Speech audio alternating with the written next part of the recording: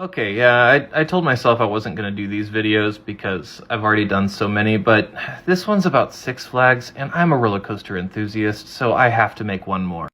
First off, I want to ask what your favorite ride was when you were right up there, because that's back when the original Rattler was a thing, and man, was that a mean ride. Now they have Iron Rattler and Chef's Kiss. Anywho, back to the math. So in 2000, the minimum wage was $5.15. Median rent was $602, which was about 117 hours on minimum wage.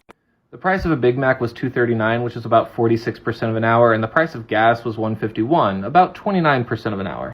Compare that to 2022. The minimum wage was $7.25, and as of last month, the median rent went up to $1,856, which is 256 work hours. The price of a Big Mac was $4.89, 67% of an hour. The price of gas was $3.30, which is 45% of an hour. The reason I bring all that up is because to pay rent on 117 hours, like what you could do in the year 2000, minimum wage would have to be $15.86 an hour. A lot has changed in 20 years. To buy a gallon of gas by spending 29% of an hour on minimum wage, like you could in 2000, minimum wage would have to be around $11 an hour. But right now, it's $7.25.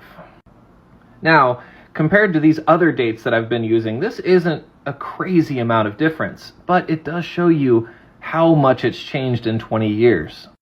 Even people my age, right, that were in the workforce in the early 2000s, we had it a lot better than people making minimum wage do now.